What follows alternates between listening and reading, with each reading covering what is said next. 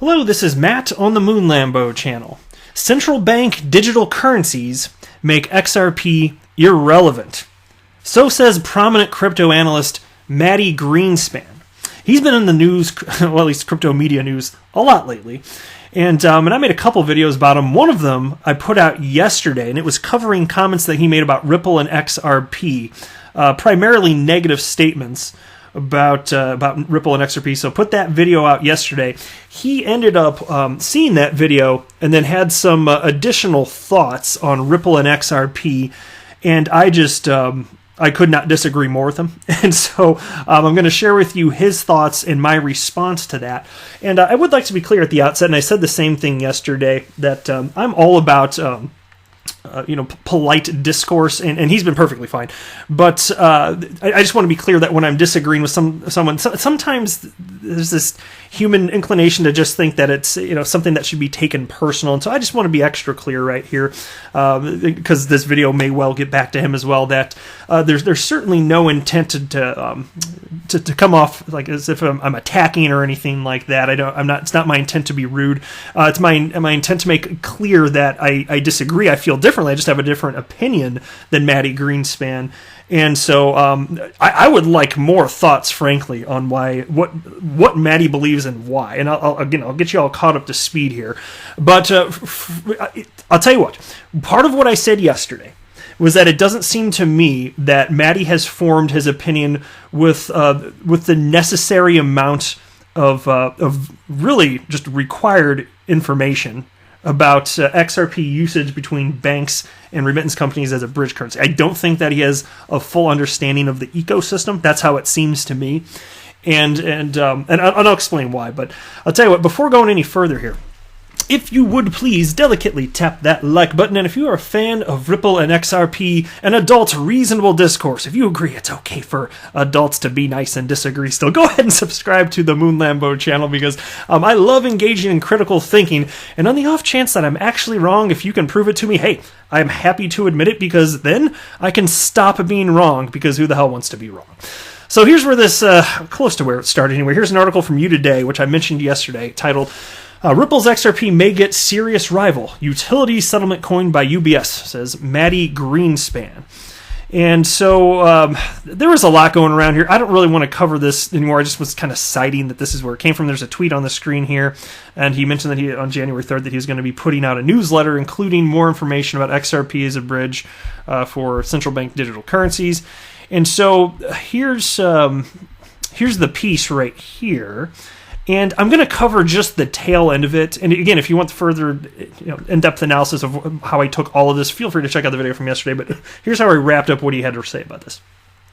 As I see it, investing in XRP is a moonshot. There's a real chance that Ripple accomplishes their goal of becoming the backbone of global settlements. If they do, then there's a fairly good chance that XRP will rise in value.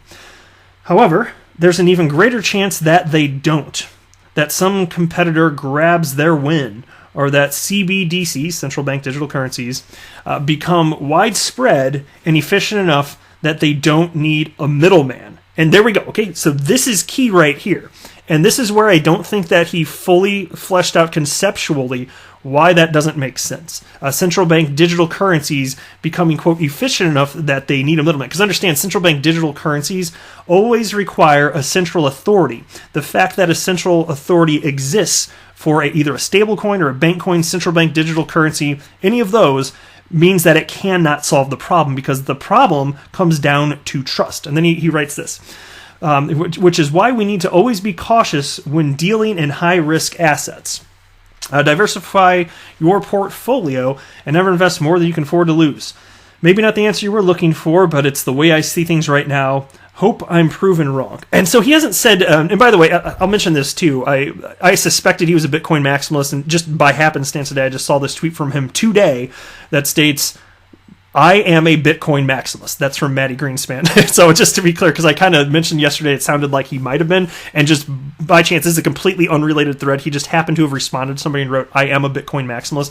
And this is the type of perspective that I typically would see from a Bitcoin maximalist. And I don't know that a lot of them have really kind of fully thought through exactly what's going on. So we're going to dig in further here. Let me share this with you. This is a piece written by Brad Garlinghouse, Ripple CEO. I'm going to cover just a small part of it. I've talked about this before on the channel. But it's from August 24th, 2016, and he titled it, The Case Against Bankcoin. Okay? Now, when he's talking about Bankcoin, I want to be clear.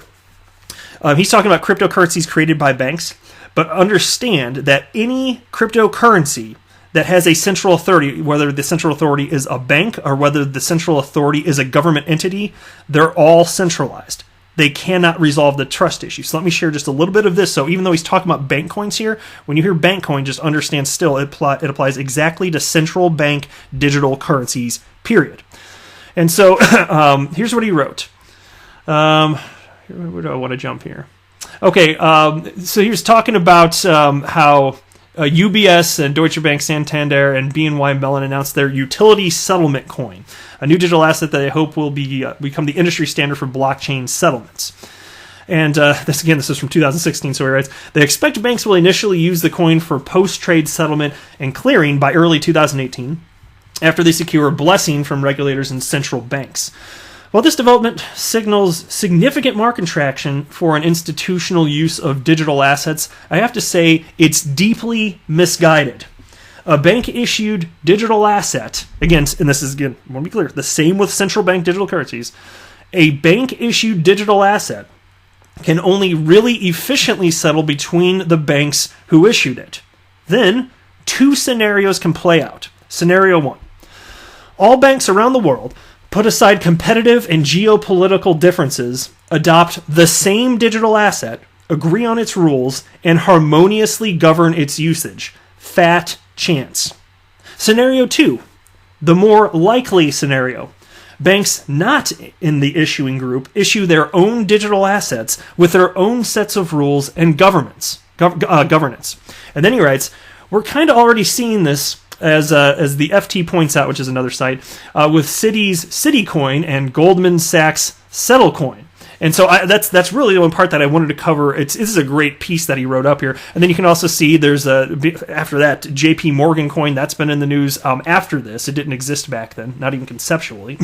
And so what's happening is the same friction that exists in the world of cross-border payments is absolutely being recreated again, solving no problems.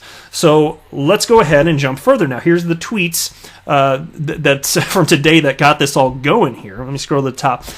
There's an XRP community member named Brady Nields. And shout out to you, good sir. It was interesting reading this thread and getting Maddie Greenspan pulled into the mix here.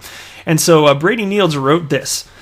Why has everyone that follows Bitcoin stopped doing their own research? And then he tagged Maddie Greenspan. Then in another tweet, XRP community member Brady wrote this. It kind of sounds like you're telling a children's fairy tale to the young Bitcoin maxis in training, and you're leaving out all of the scary parts because it will send them into a tizzy. And then Maddie Greenspan saw that, and he responded to Brady and wrote, not sure what you're talking about, really. And then there's a little gif of a guy scratching his head. Brady responded to that and wrote, but you would had you done your research on XRP to the fullest of your abilities. Sharpen your pencil is all I'm saying. When the facts are publicly available and they are discreetly ignored, people will begin to ask what else you're not telling them about the other half of the crypto market, in my opinion.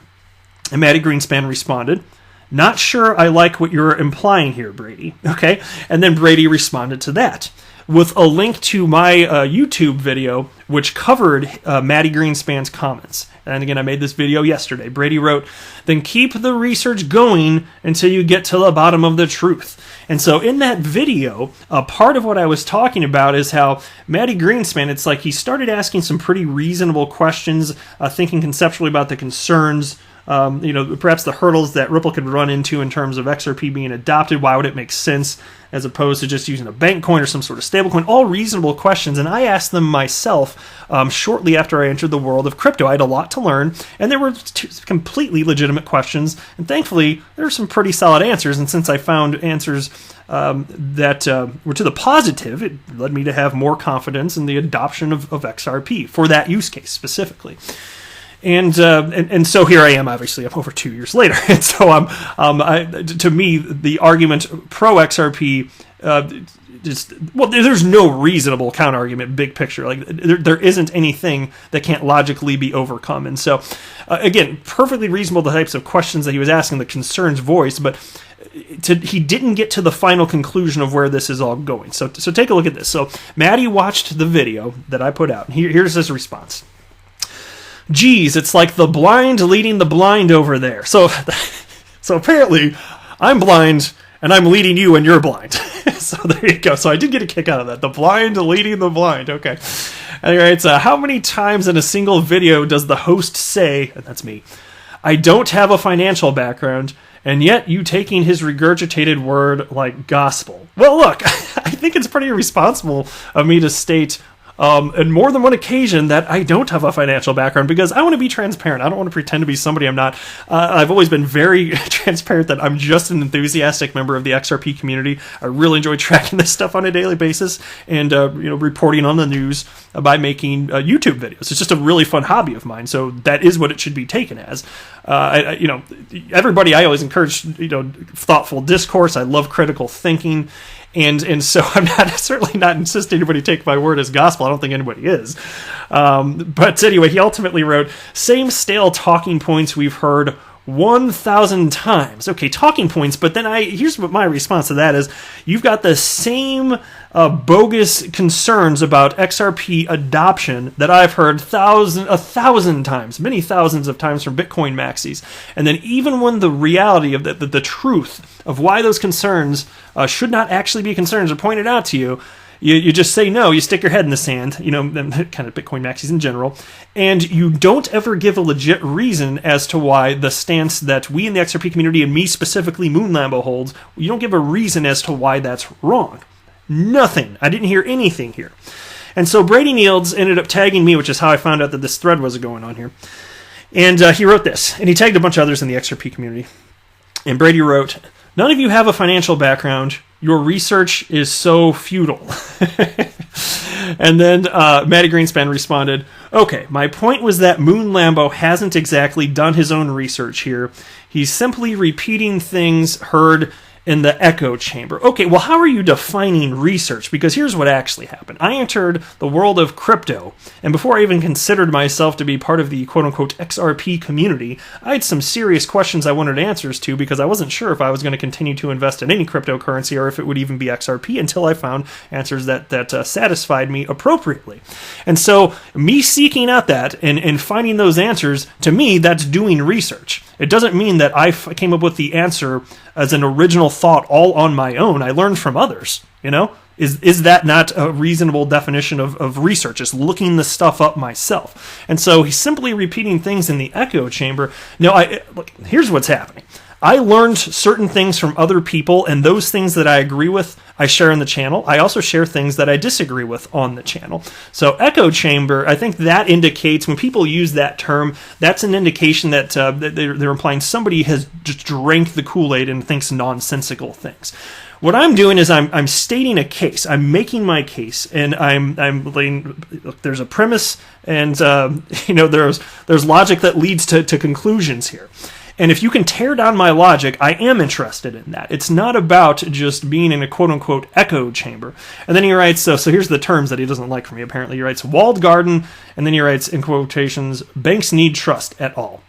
Okay, it's true, though. So then he writes, central bank digital currencies make these statements irrelevant. So there we are. Central bank digital currencies make these statements irrelevant. So walled gardens are no longer relevant, and the issue of banks not being able to trust everybody are made irrelevant because of central bank digital currencies. He has never fleshed out that concept. He stated that, and I covered that in yesterday's video. He states it again today. He still has not fleshed out that concept. How is it that central bank digital currencies remove trust? Well, they don't. They certainly don't, and he hasn't explained it. I'm willing to hear him out, of course. I love critical thinking. I love just thinking through why things make sense just in general, and there is no case to be made here. So Brady responded and wrote, and then he looked into if banks trust each other. They don't. He probably wondered to himself why people keep saying that. Couldn't be because it's true. Exactly. And so that was Brady again referencing me. Again, so let me read it again. And then he's referencing me, Moon Lambo, looked into if banks trust each other, and they don't. He probably wondered himself why people keep saying that. Couldn't be because it's true. Of course, that's a good point, because it is true. Brady Neal Zenner writes, a CBDC, central bank digital currency, is an electronic fiat. We are no better off than we were before. Or are they interoperable now? Interoperable via a bridge asset. How did these financial institutions get the idea of creating a digital currency? I thought the general consensus was it's rat poison. Exactly. And then here's the final tweet from Matty Greenspan. In a wire transfer trust is required. In a CBDC, it is not. And so here's what he's fundamentally missing, and I want to flesh this out before wrapping up the video. Let me flip over to this thread first, though, because it's on the same topic. This is from a different thread, but Matty Greenspan here also wrote, and this is a retweet or somebody else is talking about how banks don't trust each other, and he wrote, quote, banks don't trust each other, they will trust Ripple. And then Matty states, this is cognitive dissonance at its peak, folks. Okay? And then somebody named XRPledger.no wrote, wow, Matty, this is kind of sad and clearly shows how uninformed you are. The banks don't need to trust Ripple. I wanted to follow you because I think it's important to follow the skeptics as well, but it turns out you're not only a skeptic, you're also ignorant. And indeed, I do think that Matty's just missing some key information, and he's not capable to have a reasonable opinion because he hasn't informed himself with all available knowledge. That's my opinion. Unless he wants to illustrate otherwise, but I have not seen that. So then Matty Greenspan wrote, using XRP requires trust in Ripple, just as using USD requires trust in the USA. That could not be more incorrect. Okay, using XRP requires trust in Ripple. Okay, well, XRP is separate from Ripple. So as far as using the USD requires trust in the USA, well, you can, if you want to word it like that, okay, I guess. But the United States has a lot of power over the United States dollars, don't you think? As in, they can print more United States dollars. Right? Can Ripple print more XRP? No. Ripple is a fintech startup in California. XRP is distributed ledger technology. Completely separate. So already that's completely nonsensical. It doesn't make a damn bit of sense. Okay? It just really conceptually does not. And then what's the concept? Banks are going to trust Ripple. What do you mean by that exactly? I mean, if they're going to partner up with Ripple, if a bank is, then certainly they need to trust that Ripple's software works.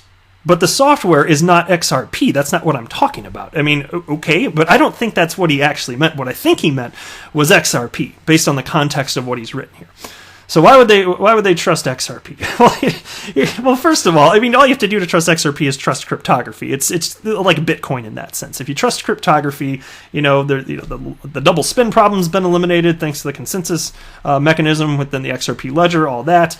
But you can go back to what he wrote here. A CBDC does not require trust. Well, consider this. If you're talking about a United States digital currency being created, and let's say that there's overseas in the UK, let's say that there's a euro, a digital currency created that is the euro. Okay. So trust isn't required. Matty, please, you're going to have to explain exactly what you mean by that, because it's the same thing that we have today. It's because fundamentally, if I can find, there's paper cash, but the way money moves around the planet, including the US dollar, it's already digital. And so this new digital representation of the dollar or the euro, it doesn't eliminate the problem of interoperability, because if you're a bank in the United States, why are you going to trust a bank in the UK using the euro? Like, why are you going to?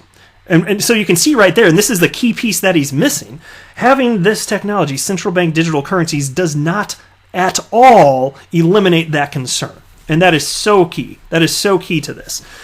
And so again, that gets back to why conceptually, whether it's a central bank digital currency, a stable coin, all you're doing is recreating the friction that exists today. That's it. You're not, because if you're a bank, you're not going to trust every bank the world over, and everybody's going to have their own little walled gardens. And I'm sorry if you don't like that term, Matty Greenspan, but there's a reason that we use it. It's because It makes sense. It's an excellent way to articulate the problem, and you have not illustrated. I've illustrated in my argument here in this video why there is a problem of trust and how central bank digital currencies do not resolve that. You have yet to verbally illustrate your point, or you haven't articulated why trust is no longer an issue with central bank digital currencies. You haven't explained how it would make XRP obsolete. You haven't explained how these central bank digital currencies would be able to interoperate. And that's because they can't.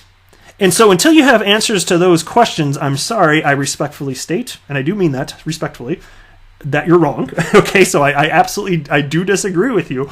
But if you actually know something that I don't know, please pass it along.